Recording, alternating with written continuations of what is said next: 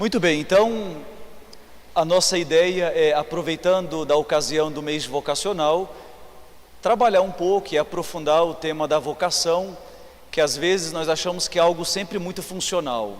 É vocação para ser padre, é vocação para casar, mas toda a vida do ser humano é sempre um chamado para algo. Então nós precisamos ampliar a nossa compreensão sobre a vocação. E para a gente começar bem, por providência de Deus, ontem na liturgia das horas, no ofício das leituras, nós líamos a carta de Barnabé. A carta de Barnabé ela foi escrita no século II, e essa carta é interessantíssima, porque ela trabalha a perda da promessa dos judeus. Barnabé escrevia: Deus deu aos judeus uma promessa, e essa promessa está contida nas Sagradas Escrituras. Mas eles, como não têm a chave para interpretar as Sagradas Escrituras, eles acabaram perdendo a promessa de Deus. E aí, no final dessa carta, Barnabé faz uma exortação a nós católicos. Eu venho para cá para ler. Cada um receberá conforme viveu. Se houver sido bom, sua justiça o precederá. Se mal, a paga da maldade estará diante dele.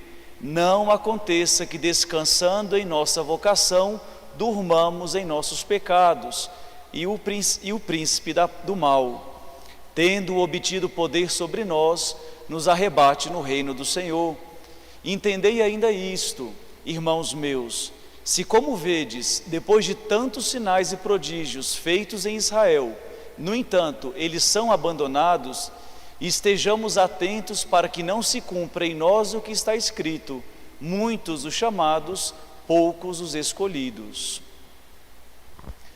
Muito bem, essa carta de Barnabé faz uma exortação: que não aconteça com nós cristãos aquilo que aconteceu com os judeus. Por não terem cuidado da vocação que receberam de Deus, acabaram perdendo a promessa. E isso também é um convite para nós, ao longo desses 4 dias de formação, que a gente não durma no chamado que Deus nos fez, porque pode ser que dormindo na vocação que Deus nos pede, pode ser que a gente perca o nosso prêmio. E depois eu coloquei também, para a gente começar, essa pintura, que talvez vocês não consigam ver bem aí. Essa pintura chama Manhã de Páscoa, de Friedrich Caspar. E é muito interessante essa pintura, porque o autor, ele é um alemão do tempo do estilo romântico, e ele faz um jogo de luzes sempre nas suas telas. E se a gente prestar atenção bem nessa tela, toda a tela é muito escura, os galhos secos. Não sei se vocês conseguem ver, tem 3 mulheres ali no meio da pintura, tudo escuro, e só no meio ali nós temos esse nascer do sol, que é o que ilumina a tela. E é muito interessante isso, amanhã de Páscoa, porque ele explicando depois essa tela, ele vai dizer: isto é a vida cristã. Ao nosso redor tudo pode falar de morte, mas se nós levantamos o nosso horizonte, nós sempre vamos contemplar a vitória de Cristo. Isto é a nossa vida. Porque se nós separarmos bem, irmãos, parece que é um pouco desanimador algumas coisas. Parece que tudo vai se esvanecendo, parece que tudo vai caindo, parece que nada mais vai fazendo sentido. Os valores que nos motivavam parece que não são mais aquilo que motivam as pessoas, e parece que a gente fica um pouco assim, esses galhos secos. Mas o autor nos convida a olhar para o horizonte e a redescobrir a vitória da Páscoa na nossa vida. Isso é a nossa vocação. Porque vocês imaginem, será que valeria casar com tantos divórcios? Será que valeria depois ser padre com tantos pedindo a dispensa do ministério? Será que valeria ser católico, sendo que muitos estão abandonando a igreja? E a gente precisa de novo levantar o nosso olhar para o horizonte e perceber: mas Cristo já venceu, Ele nos deu uma nova esperança. E é por isso que nós precisamos sempre recordar aquele chamado de Deus.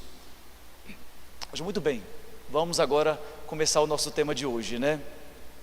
Muito bem, hoje nós queremos tocar no primeiro tema, que é o homem que é chamado à plenitude. O homem não foi chamado a uma meia vida. O homem não foi chamado a um flash de felicidade. O homem foi chamado para ser elevado à sua máxima. O homem foi realmente chamado a ter uma vida muito sobrenatural. E nós precisamos recordar isso, porque muitas vezes nós vamos se contentando com o mínimo. E Deus não nos pede o mínimo, Deus nos pede tudo. E é justamente essa é a primeira vocação do ser humano. Luigi Giussani, que é o fundador do movimento Comunhão e Libertação, ele trabalhou muito sobre o tema do sentido da vida. Ele trabalhou muito com os jovens universitários e ele via que ali no norte da Itália, onde começou o movimento, os jovens no pós-guerra iam perdendo às vezes o encanto da vida. Mas ele diz, por mais que tudo ao nosso redor vai dizendo o contrário, no coração do homem continua a pulsar: eu quero um sentido para esta vida, eu quero uma plenitude. E Luigi Giussani, ele dizia que o sentido da vida é a mesma coisa que perguntar: o porquê vale a pena que eu existo? É quando nós conseguimos responder a essa pergunta, o porquê vale a pena que eu vivo, é aí que eu vou descobrir o sentido da minha vida.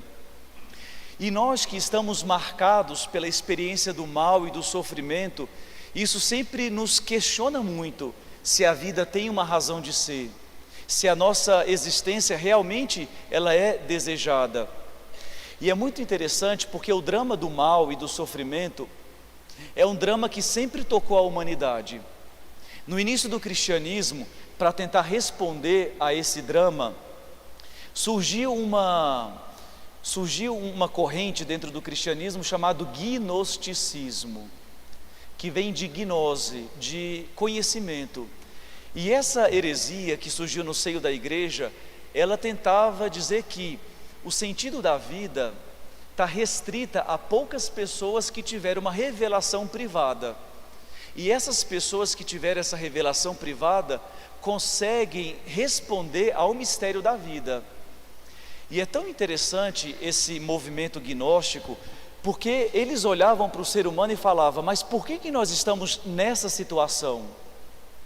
Por que nós estamos fazendo a experiência dessa limitação humana? E eles tentavam descobrir qual é a causa do mal. E eles falavam: a causa do mal não está no próprio homem, mas a causa do mal está no mundo divino, onde existem várias divindades que, brigando entre si, acabaram criando o mundo material. Então, o mundo que nós estamos hoje nesta terra é uma consequência da briga dos deuses, mas não é uma consequência nossa. E aí é muito interessante porque essa corrente vai completamente ao contrário daquilo que é a fé católica. Porque se nós olhamos a fé católica, este mundo, ele é causa de um mal ou é causa de uma bondade de Deus? É justamente nessa direção que nós vamos. Então surgiram vários autores no início do cristianismo para defender a igreja contra essa fé gnóstica. E uma dessas pessoas é Irineu de Leão, esse bispo que era de Esmirna, ali onde hoje é a Turquia, a Ásia Menor. E ele foi discípulo de Policarpo, que, se a gente recorda bem, Policarpo foi discípulo de São João Apóstolo. Então é interessante nós olharmos Santo Irineu, ali do final do segundo século e início do terceiro, porque ele vai escrever uma obra chamada Adversus Hereses, contra as heresias. E ele vai explicar justamente isso, que o mundo não é uma consequência do mal dos deuses, dessa briga, mas nós precisamos entender o porquê que o mal entrou no mundo. E aí eu queria ler um pedaço com vocês, para a gente justamente poder entender isso aí. Se a gente puder passar.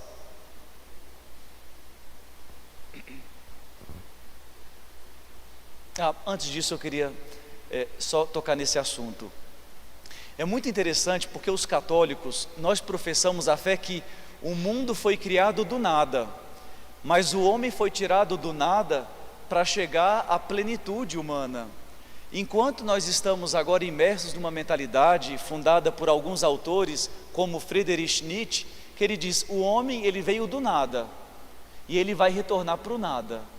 E nós estamos no meio deste absurdo. É isso que moldou a mentalidade que nós estamos contemporânea. Ou seja, o homem não consegue identificar que ele é fruto de um desejo de Deus.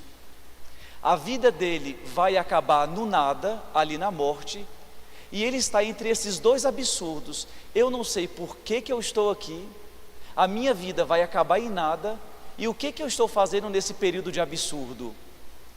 Então, olha que diferença. Enquanto nós cristãos entendemos que nós somos frutos do nada, mas Deus nos tirou do nada para ser tudo, a mentalidade ateia desses autores vai dizendo, olha, a nossa vida está aí, nesse absurdo.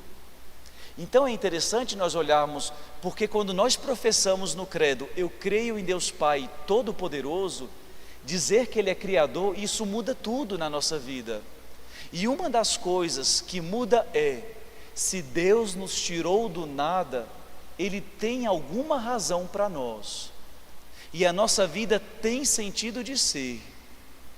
Irmãos, se a gente observar bem hoje, vocês imaginem quantas mulheres, homens desejam ser pais e não conseguem. Imagine, esses às vezes que procuram fazer de tudo para ter filhos e não conseguem, ou seja, a paternidade e a maternidade não é um direito do ser humano, é um dom. E se é um dom, veio de Deus, que é o autor da vida. Então, qualquer existência sobre esta terra é uma existência que tem uma razão de ser. E é justamente isso que nós professamos quando nós dizemos, Deus é Criador. Então é sobre esse trecho que Deus cria, que agora eu queria analisar e apresentar para vocês esse texto de Santo Irineu no Contra Heresias. Vamos então para o próximo. Muito bem, um pouquinho complicado agora, né? Porque é o texto longo. Eu vou lendo um pouquinho e vou comentando com vocês. Muito bem. Então, aqui nesse livro 4, Santo Irineu ele vai comentar o trecho onde Deus diz, façamos o homem à nossa imagem e semelhança. O que significa isto na Escritura? E ele começa então dizendo, nisto difere o homem de Deus. Deus faz, o homem é feito. Aquele que faz, ele é sempre o mesmo. E quem é feito necessariamente tem um início, tem um meio, tem um aumento e tem um desenvolvimento. Deus faz o bem, o homem recebe o bem. Deus é perfeito em tudo, é igual e idêntico a si mesmo, mas as suas criaturas, enquanto receberam depois o início da existência, eram necessariamente inferiores a quem os fez. Assim, os seres não incriados estão abaixo da perfeição, e pelo fato de serem subsequentes, são como criancinhas e como tais não estão acostumados nem treinados para a disciplina perfeita. O homem não pode receber um alimento sólido como as criancinhas, mas a criancinha é incapaz porque ainda não está adaptado por causa da idade a esse alimento. Deus podia desde o princípio dar a perfeição ao homem, mas o homem seria incapaz de recebê-la, justamente por ser como uma criancinha. Por isso, nosso Senhor nos últimos tempos, quando recapitulou todas as coisas em si mesmo, veio a nós não como poderia apresentar-se, mas como éramos capazes de vê-lo. Com efeito, poderia ter vindo na sua glória indescritível, mas nós não poderíamos suportar a grandeza da sua glória. Entendido? Vamos agora explicar. Aqui, Irineu começa fazendo uma distinção entre Deus e as criaturas. Ele diz, aquele que faz é muito mais perfeito do que aquilo que é feito. Porque aquele que faz, ele não muda. Mas enquanto aquele que é feito, ele precisa de um início, de um crescimento, de um desenvolvimento, até chegar a uma perfeição. Enquanto as coisas em Deus é tudo estável, e nós, homens, nós precisamos de um processo para chegar até lá. Deus poderia ter feito o homem já perfeito? Claro, porque Deus pode tudo. Qual seria o problema?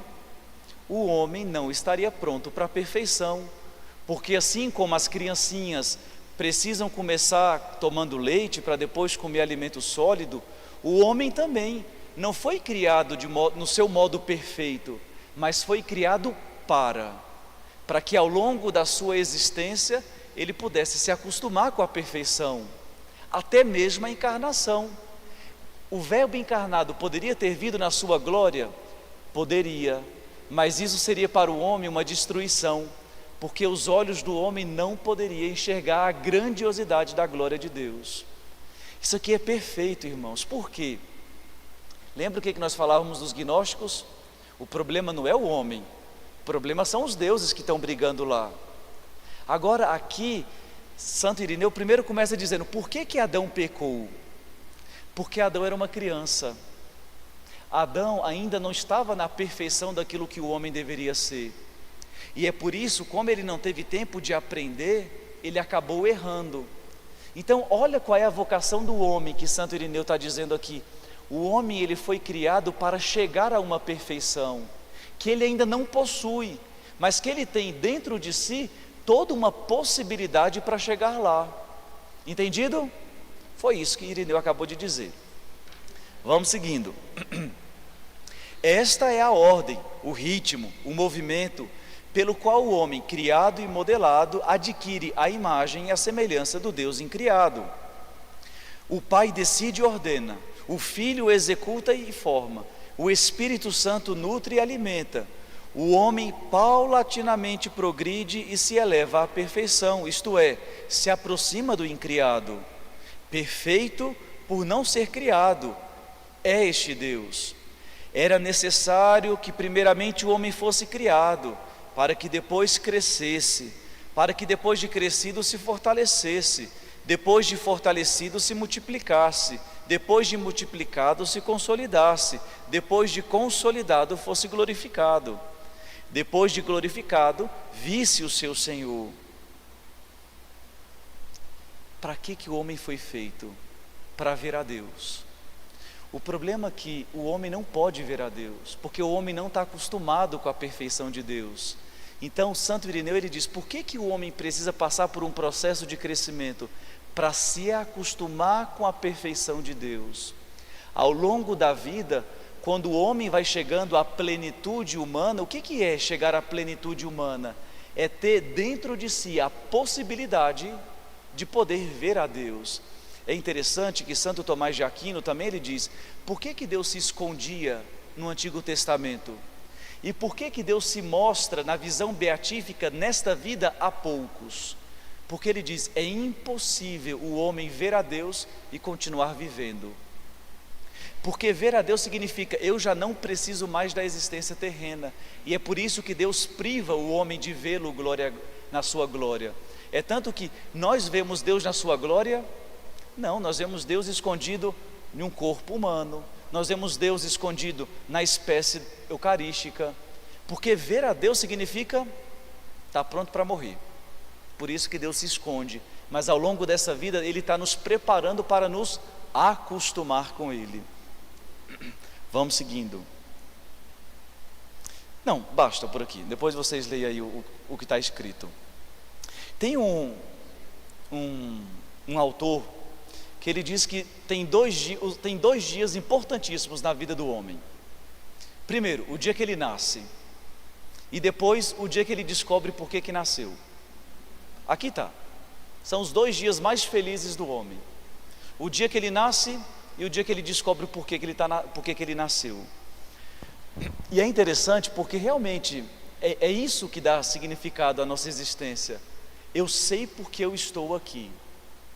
E é interessante, o venerável Fulton Sheen, o bispo americano que está no processo agora de beatificação, ele dizia, quando nós acordamos, nós podemos falar 2 frases. A primeira a gente pode dizer, bom dia meu Deus, ou a gente pode dizer, meu Deus, mais um dia. E realmente o modo de acordar e dizer essas 2 frases manifesta um modo como nós estamos entendendo a nossa vida. Se nós falamos, meu Deus, mais um dia, isso significa o quê? A nossa vida não tem sentido, não tem uma meta, a gente não sabe o que nós precisamos fazer naquele dia, mas ao mesmo tempo, o dia que nós acordamos e falamos, meu Deus, não, bom dia, meu Deus, significa, olha, eu sei o porquê eu estou aqui, eu sei que esse dia foi desejado por Deus, eu tenho um propósito, eu tenho um objetivo na vida. E realmente, a falta de felicidade crônica, se a gente observar uma pessoa que vira e mexe, ela está experimentando dentro de si essa tristeza crônica que não abandona, essa tristeza crônica, ela tem uma raiz, que é a falta de sentido nesta vida. Quando nós não sabemos o porquê que nós estamos aqui, nós fazemos essa experiência dessa tristeza contínua que nos visita. E é por isso que uma pessoa que não consegue encontrar o significado da sua vida, ela precisa se apegar às primeiras satisfações. E é interessante porque uma pessoa que não sabe a razão de ser, ela precisa se apoiar em muletas, ou seja, as paixões. Então ela acha que aquilo que dá uma satisfação sensorial é aquilo que a faz feliz. Ela acha que é o poder sobre os outros que constitui uma pessoa realizada. Ela acha que é a aparência dela que diz quem ela é. Ela se engana com aqueles prazeres passageiros. Ela se engana com a bebida. Ela se engana com a vida boêmia. Ou seja, as primeiras satisfações que vêm. Então, ou seja, o problema é que essas primeiras satisfações, elas vão acabando asfixiando o homem. E o homem vai acabando morrendo dentro dos seus próprios desejos, mas ele não chega a se realizar. Ou seja, o homem que não consegue descobrir a razão de ser neste mundo, ele vive em uma inquietude muito grande. E é justamente sobre isso que nós precisamos passar. E é muito interessante que a inquietude de um homem gera ao redor de si uma outra inquietude, gera quase um delírio coletivo. Eu me lembro quando eu estava trabalhando em Santa Maria, a diretora de uma escola de ensino fundamental 2, ela nos chamou na escola porque muitos professores queriam abandonar a carreira de professores. Por quê? Porque os alunos estavam se mutilando. Os alunos estavam pegando a lâmina do apontador e estavam cortando os braços. E os professores começaram a reparar que os alunos, mesmo no período de muito calor, iam sempre de casaco. E começaram a se interrogar o porquê disso. E os professores então começaram a pedir que os alunos tirassem o casaco. E começaram a ver então os cortes, as marcas dos cortes nos braços dos alunos. E depois eles começaram a trabalhar isso. O problema é que acabou que os próprios professores se sentiram desestimulados na vocação a ensinar. E a diretora ficou desesperada porque nem os alunos estavam se realizando e nem os professores estavam entendendo a razão do papel da educação. Ou seja, é esse o ciclo que nós vamos entrando. Porque uma pessoa que não encontra a razão de ser neste mundo, a vida que leva gera ao redor de si também um desânimo. Basta a gente ver também se dentro da nossa casa tem alguém também que perdeu o sentido dessa vida. Ela gera uma tristeza ao redor de si. E é muito interessante por que nós estamos entrando nesse campo. Porque as mídias sociais têm falsificado o contexto de autenticidade. E é interessante nós olharmos isso, porque hoje cada vez mais as mídias vão colocando que é aquilo que se vê que é autêntico. O problema que a gente vê é que às vezes a aparência é uma máscara para dizer da falta de autenticidade da pessoa.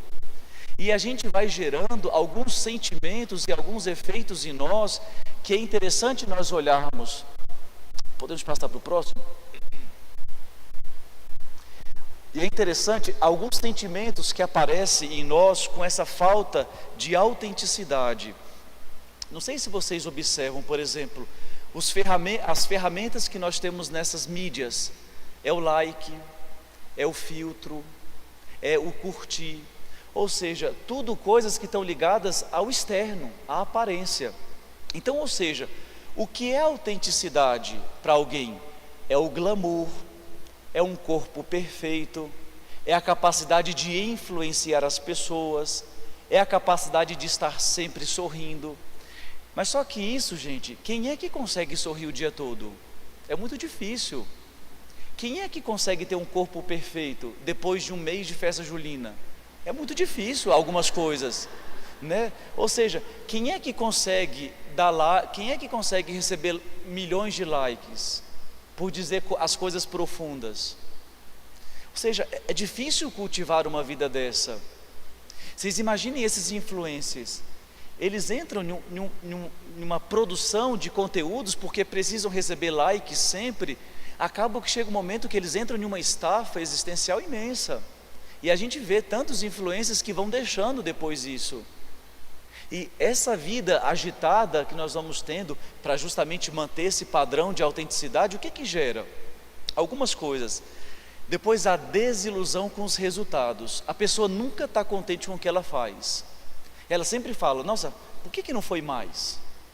Mas por que não foi melhor? Então, ou seja, nada que ela faz a satisfaz. Depois, uma insatisfação com uma procura de perfeição sempre. Ela está sempre em busca. Ela nunca fala: parece que já chega desse concurso, não, chega já nessa casa que eu estou, mas está sempre. Depois, uma lamentação profunda, está sempre reclamando, ou seja, falta dentro dela uma satisfação com a vida. Então ela joga nas coisas, nas lamentações, uma falta interior. Depois também aqueles objetivos impossíveis de ser realizados. Eu não sei se vocês já viram, às vezes vai a mudança de ano, quantos propósitos se fazem, mas propósitos que são impossíveis de cumprir. Ou seja, objetivos que não são reais. Depois, o não suportar a frustração. É interessante como nós estamos, né, em uma geração que não pode receber um não, né?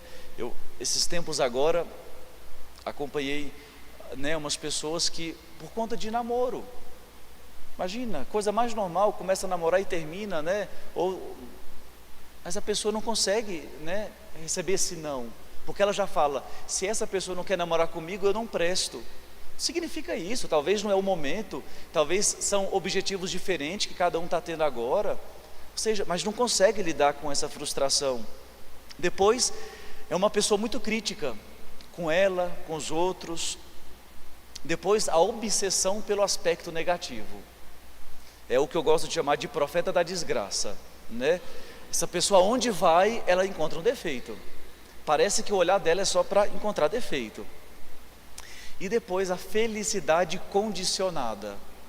Se eu tivesse isso aqui, eu seria feliz. Se eu tivesse esse emprego, eu seria feliz. E depois, subentende as intenções dos outros. É uma pessoa que sempre está: esse aqui está querendo fazer isso, está querendo alcançar isso aqui. Não, nem sabe, subentende.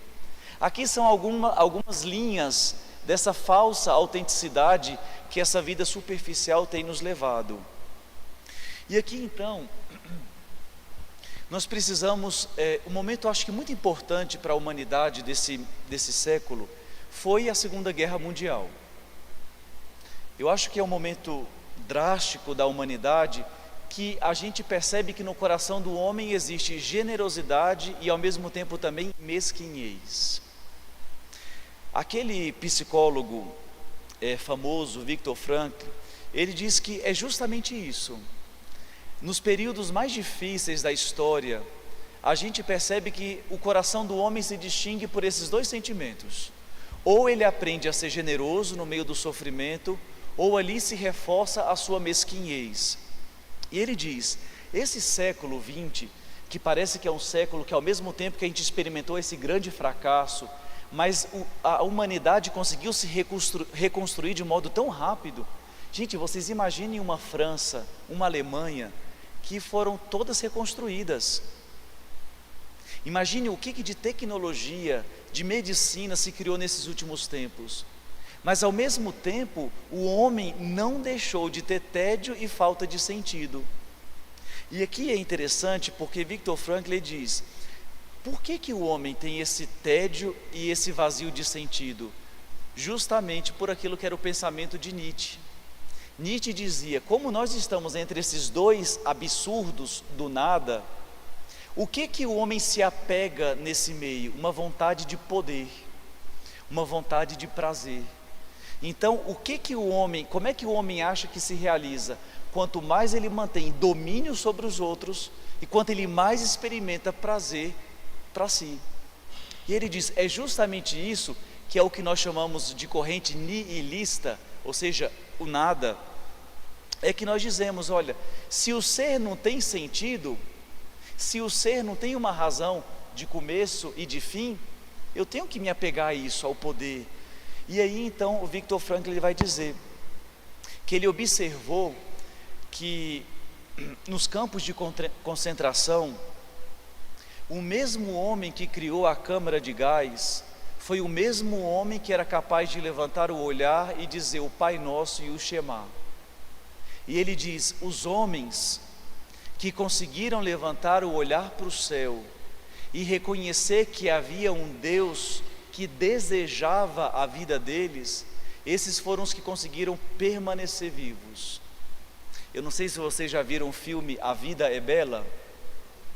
Quem não viu, precisa ver. Porque é justamente isso. Alguém que consegue descobrir uma razão de ser é quem consegue sobreviver. Porque é justamente nesses momentos que o nosso coração precisa se dilatar. E não vamos longe. Nós temos um santo, São Maximiliano Kolbe, que nesse momento de prova, o coração dele alargou. Ou seja, é nesses momentos que o sentido bate de novo na porta e pergunta: e aí? Por que você vive? Mas, irmãos, nós temos que entender que o que nós vivemos hoje é fruto de pensamentos que vão moldando a cultura.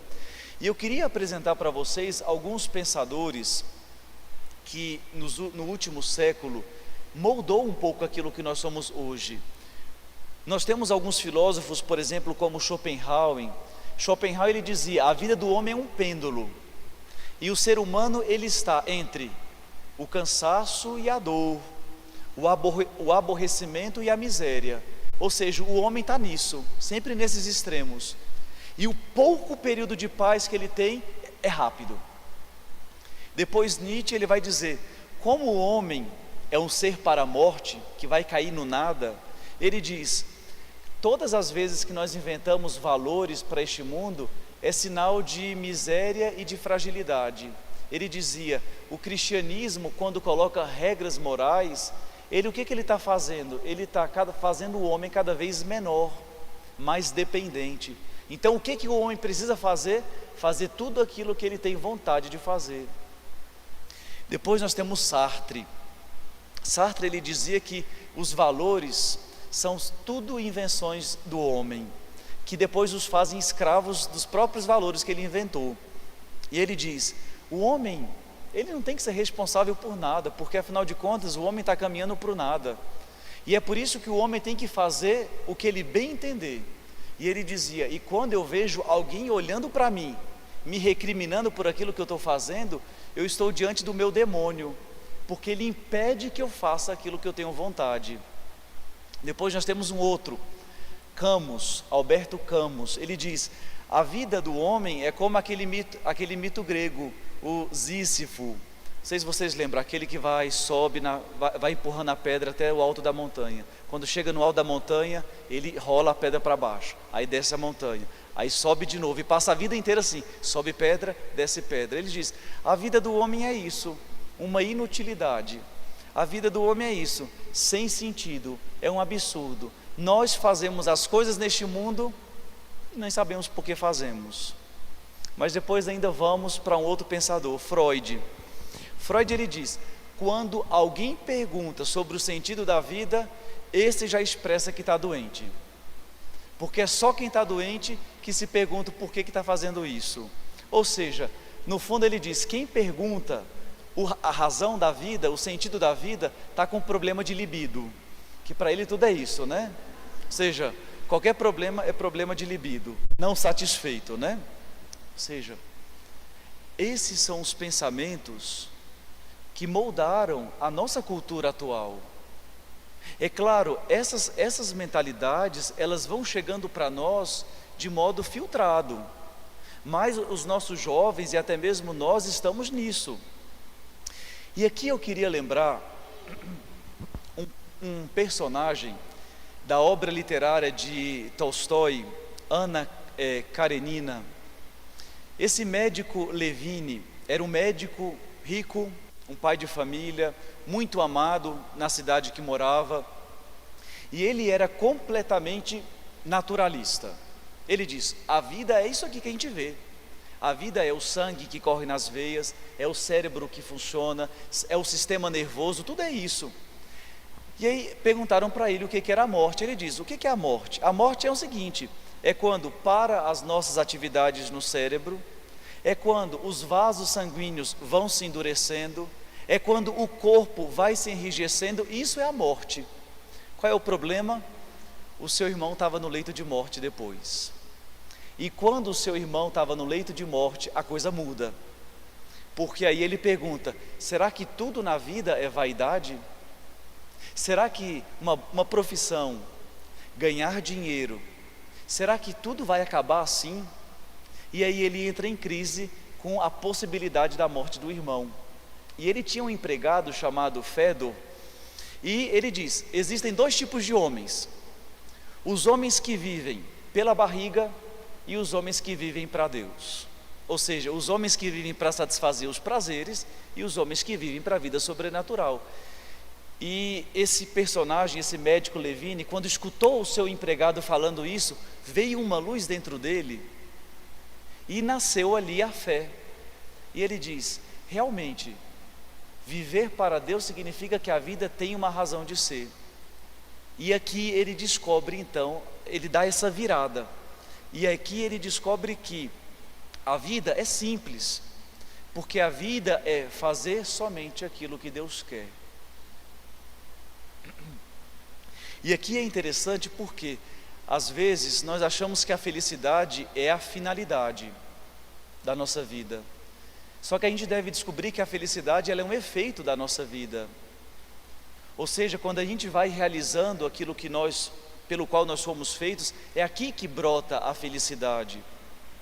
O problema é que quem acha que a felicidade ela deve ser perseguida, custe o que custar, acaba que o homem fica entrando em uma angústia tremenda.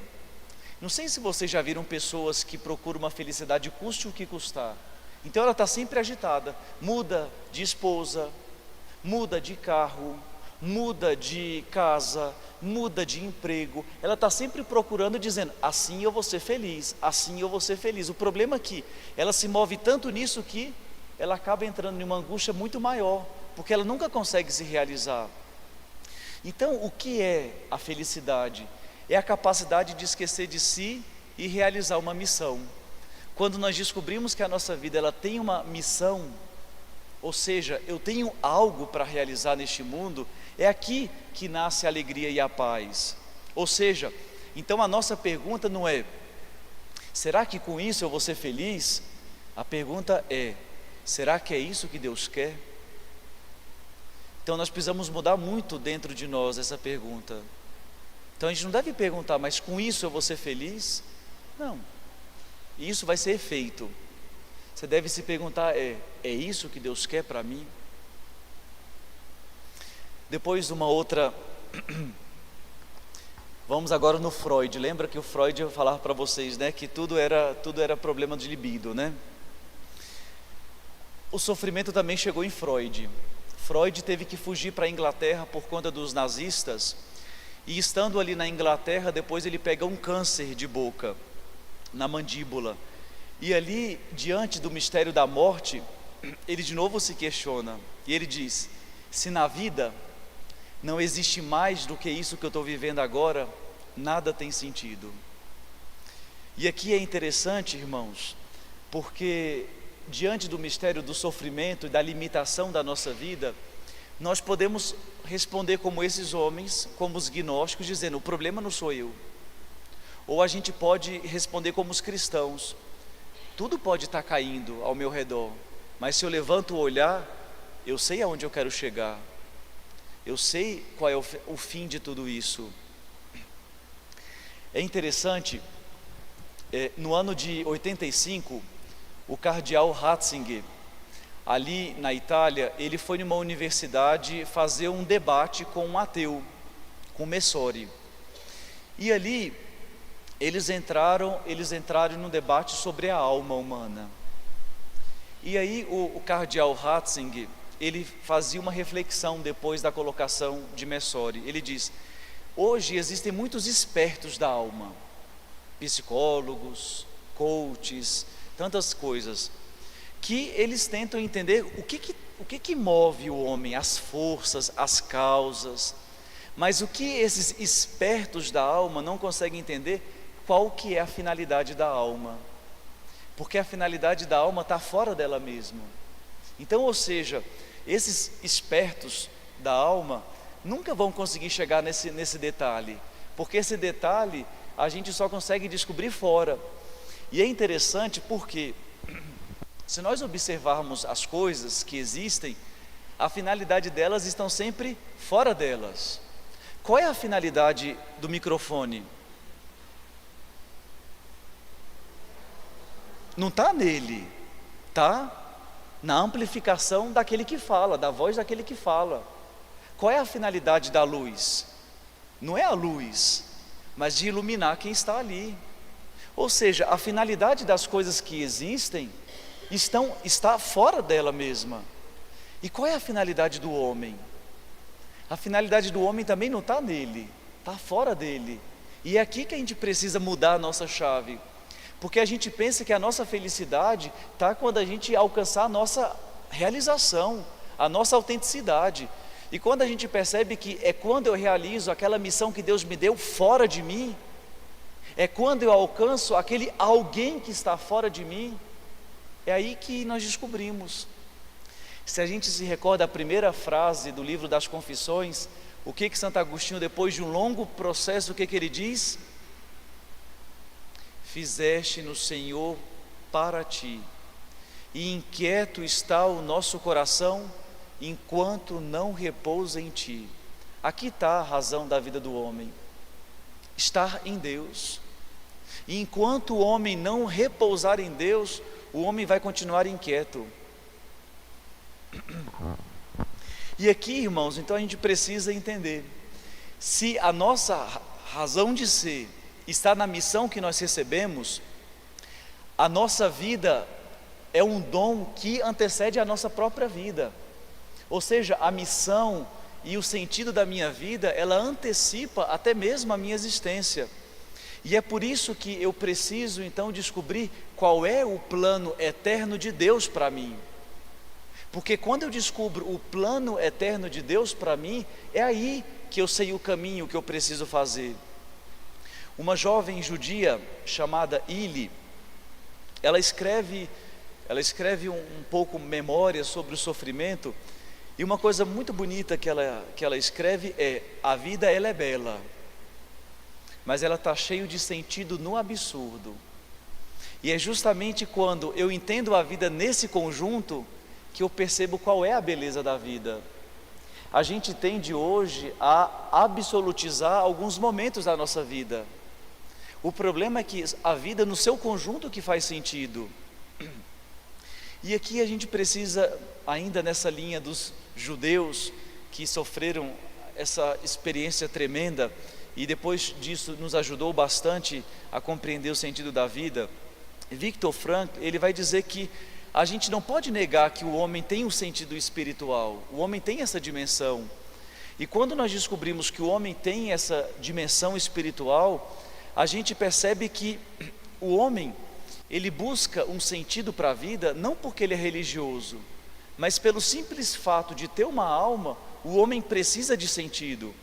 Então, enquanto Nietzsche dizia que a existência do homem é marcada por uma vontade de poder, Viktor Frankl dizia que a vida do homem está marcada por uma vontade de sentido. O homem está sempre desejando encontrar o seu sentido, ou seja, o homem sempre está procurar a sua plenitude. Ou seja, nós não nos contentamos com uma vida vazia. E quando a gente percebe uma insatisfação em nós, é justamente por essa incompletude que nós experimentamos. Então, o que nós precisaríamos entender é, a pergunta de R$1 milhão não é o que eu espero da vida, mas é o que a vida está esperando de mim.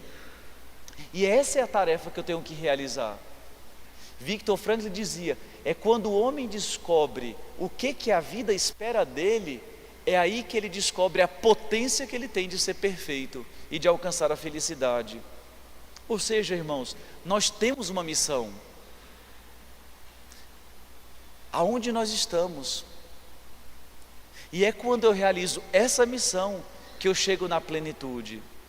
E ele diz, esse sentido da vida não é abstrato, não é algo genérico, não, é algo concreto. Cada um tem uma missão única neste mundo. Cada um tem uma tarefa para realizar única e que ninguém pode fazer por mim. Já pensou, se a gente descobrisse o valor disso aqui? Ou seja, Deus está esperando algo de mim que só eu posso fazer. Eu não posso delegar a ninguém. Ninguém pode realizar isso. E nesse plano eterno de Deus, nesse plano da criação, se eu não faço isso, a história vai ser menor. A história vai ter um vácuo. E é por isso que a história chega ao seu cume quando eu realizo aquilo que Deus espera. E aqui é interessante, porque o que é viver? É ser convocado. É interessante, como é que vem a vida? Alguém precisa nos tirar, alguém precisa nos convocar, né? Qual é a tarefa daquele que, hoje não tem mais, né, a parteira, né? Qual era a tarefa da parteira, do médico? É dizer, vem, você tem uma missão, vem, você é chamado. E nós precisamos entender isso, que nós temos essa vocação. É claro, a vocação muitas vezes não corresponde às nossas aptidões. Se a gente olha na Escritura, os homens e mulheres chamados, eles sempre se sentiam muito aquém da missão. Se a gente olha para Moisés, o que ele fala? Chama um outro aí, que eu não sei nem falar. Se a gente olha para Jeremias, o que ele fala? Sou muito novo, calma aí. Se a gente olha para Jonas, o que ele diz? Ele foge. Se a gente olha para Paulo, ele diz, mas eu estou perseguindo, como é que eu vou ser agora desses aí? Ou seja, aqui é o grande conflito, porque muitas vezes aonde Deus nos chama, não corresponde àquilo que às vezes é a minha inclinação. E é por isso que nós precisamos sempre reconhecer que Deus, através de gestos, conversas, oração, testemunho de algumas pessoas, Deus nos faz uma pergunta: por que não? Eu lembro quando Deus veio assim me chacoalhar de novo, eu sempre quis ser padre. Mas depois, quando eu comecei a ser coroinha, eu falei, não quero ser padre. Falei, eu não quero ser isso aí. E aí você começa, né? Por mais que estivesse na igreja ainda, mas não me via como padre, né? E aí certa vez, numa formação de catequistas, teve um diácono que não falava nada de padre.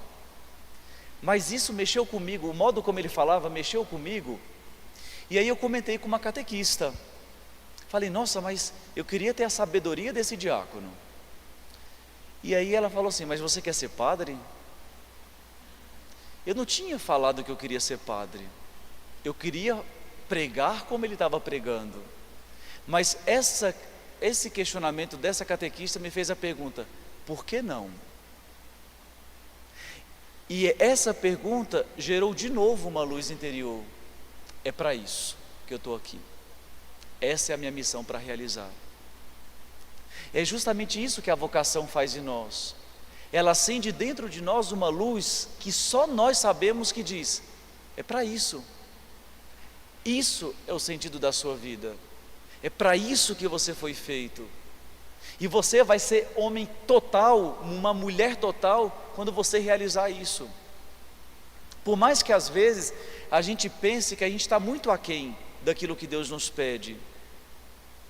E uma pessoa que não escuta essa voz é como um relógio sem ponteiros. Você imagina o que é um relógio sem ponteiros? É nada.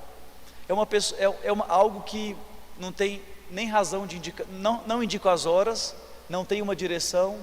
Ou seja, um relógio sem ponteiros não tem razão de ser. E se nós também não descobrimos a missão que nós temos, a nossa vida não vai ter razão de ser. E aqui, irmãos, nós precisamos entender que nós, nesse espetáculo da vida, nós não somos os diretores, nós somos somente atores. E é Jesus que nos convida, né? Não fostes vós que me escolhestes, mas fui eu que vos escolhi. É Ele o diretor desse espetáculo. E nós estamos aqui para identificar esta voz, identificar essa missão recebida. E cabe a cada um de nós a responder de modo generoso. Ou seja, por que as vocações morrem? Porque faltam generosidade. Se vocês observarem, por que um matrimônio fale, ou por que um consagrado deixa a vida consagrada, é porque começa a faltar generosidade. E quando o coração se fecha para a generosidade, a gente vai se tornando menos. É interessante, enquanto a generosidade alarga o coração, o egoísmo ele vai gerando uma esclerocardia, um coração endurecido, vai diminuindo. Ou seja, e isso é o que faz morrer qualquer vocação.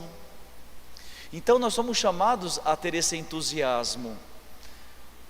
E é interessante porque quando a gente sabe o porquê, a gente é capaz de realizar o qualquer como. Se eu sei o porquê que eu tenho essa missão, eu sou capaz de fazer tudo por isso.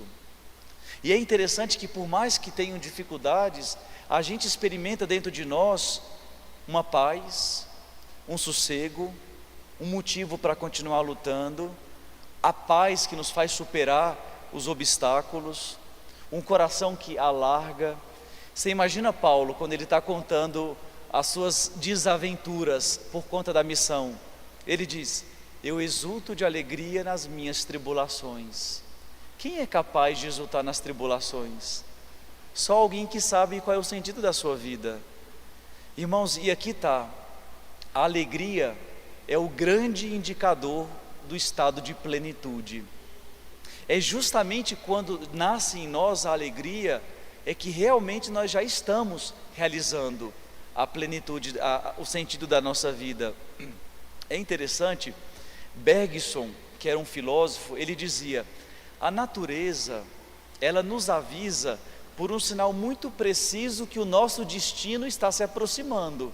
E qual é esse sentido que a natureza dá? A alegria. Ou seja, quanto mais nós vamos nos aproximando da nossa plenitude, mais a alegria vai brilhando dentro de nós. E aqui é interessante sobre essa felicidade que vai despontando. Quando uma pessoa é muito sortuda na vida, o que a gente costuma dizer? Nossa, essa pessoa nasceu com uma estrela na testa, não foi? E é interessante isso, porque se a gente prestar atenção, o que é uma estrela? Ou seja, essa pessoa parece que encontrou a sua luz, né? Tudo brilha nela.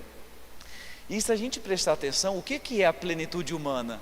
É quando a gente consegue se aproximar desta luz que vai nos guiando. E a gente percebe isso muito bem no Natal.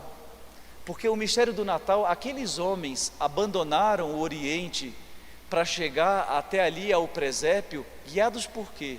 Por aquela estrela. E quanto mais aproximavam daquela estrela, mais eles percebiam o porquê que eles tinham que estar ali. E a vida do ser humano, ela pode também ir em três direções. Ela pode ser como uma estrela cadente. E o que é a estrela cadente? Ela vem e vai embora. É o típico do homem e da mulher romântico, idealista, né? O problema é que uma pessoa idealista se realiza Não, coitado, fica só ali, no mundo da lua, né? O apaixonado, ele está ali, no mundo da lua. Ele quer casar, mas não trabalha. Como é que é casar assim, né? Mas está lá, mas eu vou casar. Então começa a trabalhar. Tem gente que eu vou casar. Mas você foi atrás de um namorado, nem tem namorado, mas só está pensando em casar. Eu falei, aí, vai, né? Isso é a estrela cadente. Mas depois também tem aqueles homens que vivem sem estrela. O que são esses homens que vivem sem estrela? Coitado, não tem razão de ser. Não tem uma meta, não sabe onde quer chegar, se contenta em dar o mínimo, não cresce na sua humanidade. E tem aqueles que têm uma estrela, que são aqueles que têm o norte, que sabem onde querem chegar, sabem que precisam melhorar sempre na vida. É interessante, Catarina de Sena era analfabeta, mas certa vez perguntaram para ela, Catarina de Sena, por que você é feliz? Ela diz, o que me faz feliz eu não consigo falar para ninguém, mas o que me faz feliz é o que me faz passar por todos os sofrimentos. É interessante uma analfabeta dizendo isso, porque, ou seja, tem uma luz dentro dela que guia tudo que ela faz. E é isso uma pessoa que encontrou o sentido da sua vida. Ela pode experimentar dificuldades imensas, mas ela sabe aonde ela quer chegar. E é interessante porque a alegria, ela brota do amor.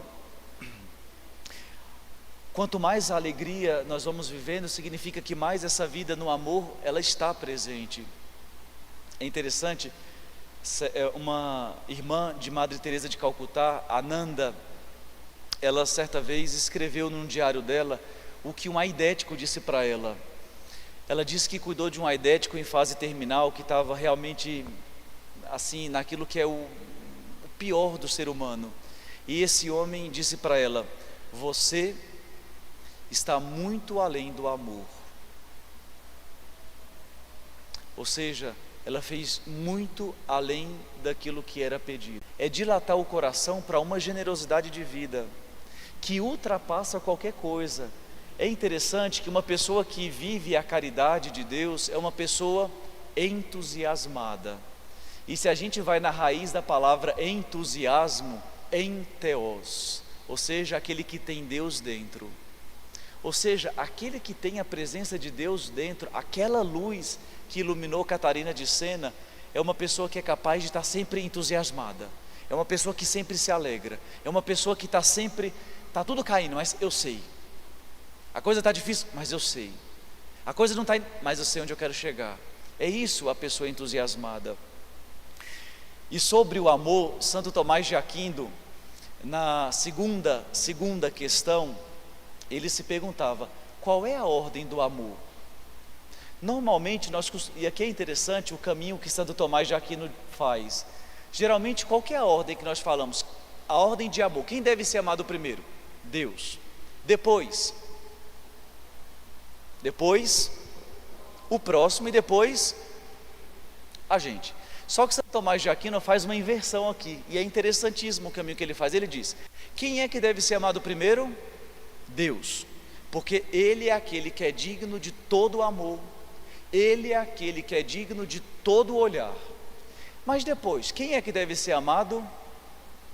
O homem, ele mesmo. Por quê?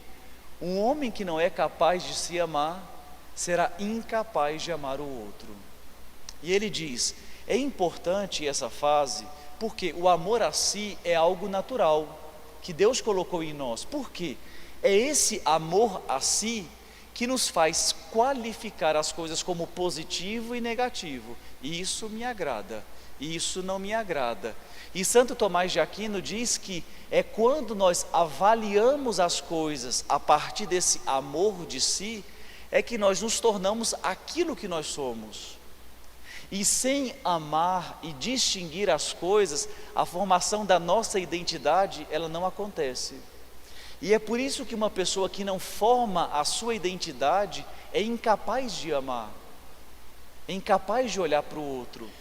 Porque quantas vezes, e aí eu pergunto para vocês, nós deixamos de amar alguém porque nós pensávamos assim, mas por que eu que tenho que dar o primeiro passo? Por que não é essa pessoa que faz isso? Mas por que não é essa pessoa que faz aquilo? Por que tem que ser eu? Ou seja, uma pessoa que não formou bem a sua identidade no amor, ela sempre está querendo ser beneficiada primeiro. Mas aí é que vem, depois Santo Tomás diz, quando nós formamos essa identidade, nós viramos o jogo, porque aí nós vemos que o outro merece uma preeminência a mim mesmo. E aí, uma vez que eu já descobri e me amei, eu agora coloco o outro antes de mim. Mas se eu não tivesse me amado primeiro, eu não conseguiria fazer essa inversão. E se a gente reparar bem, o que Jesus diz? Qual é a regra de ouro? Ama o outro como você gostaria de ser amado. E você entende que então é esse amor a si que é a régua de como nós vamos amar o outro? Então, se a gente não tem resolvido dentro de nós esse amor de si, vai ser muito difícil o amor ao outro. E assim agora concluo, viu? Que eu acho que eu já falei demais. Eu queria terminar com um pensamento de São João Paulo II que ele fez vindo aqui ao Brasil, na Jornada Mundial das Famílias, em 97, no Rio de Janeiro. Na sua homilia, ele falou uma coisa muito interessante. Ele disse para os casais: Deus quer a felicidade da família e dos casais. Mas ele diz, para poder ser feliz, é preciso conjugar duas coisas: fidelidade e felicidade. É impossível ser feliz sem ser fiel. Se nós não somos fiéis aos nossos valores, a gente nunca vai poder ser feliz. Se a gente não é fiel à missão que Deus preparou para nós, nós nunca vamos alcançar a nossa felicidade. É muito interessante, eu lembro quando eu estava no primeiro de filosofia, nós fomos fazer missão lá no Araponga, em Planaltina. E lá tinha um homem, que era um homem assim, impressionante. Rezava, era simpático, cuidava da paróquia, um homem dedicado. E isso começou a me inquietar muito. Eu falei, gente, que homem é esse? E aí eu perguntei para ele: ei, você nunca pensou em ser padre não, antes de casar? E o homem começou a chorar. E ele falou: eu sempre quis ser padre, mas eu não tive a coragem de deixar minha casa.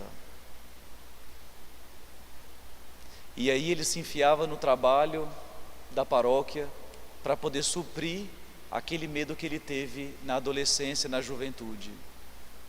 Realmente ninguém pode ser feliz se não for fiel àquilo que Deus pede. E é por isso que nós só vamos chegar à nossa plenitude humana se quando a gente olhar para aquela luz interior e dizer: eu não posso negar aquilo que eu sou. Se Deus me fez para isso, é só sendo isto que me vai fazer pleno. Não podemos ser ninguém pela metade. Nós devemos ser inteiros. E quem não chega a ser inteiro, não chega a ser feliz. Coragem.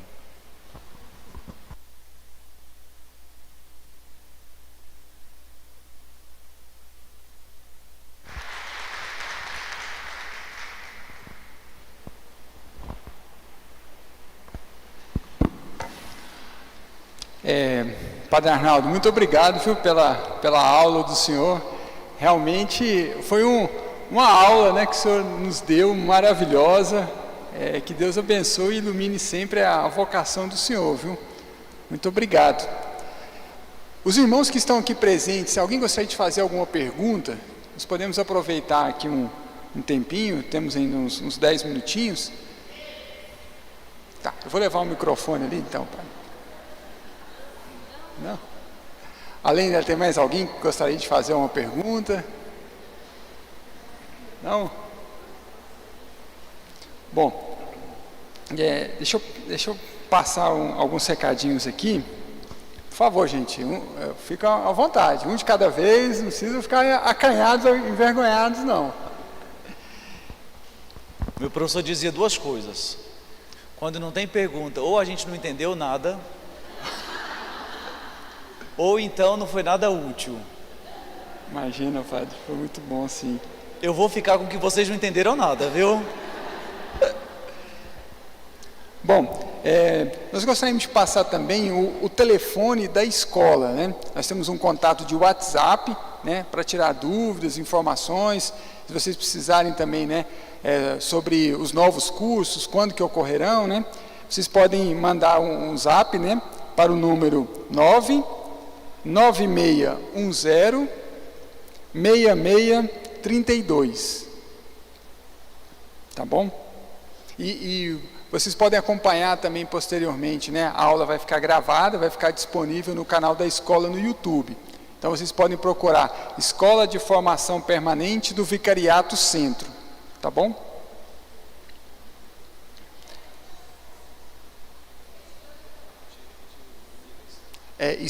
Escola de Formação Permanente do Vicariato Centro.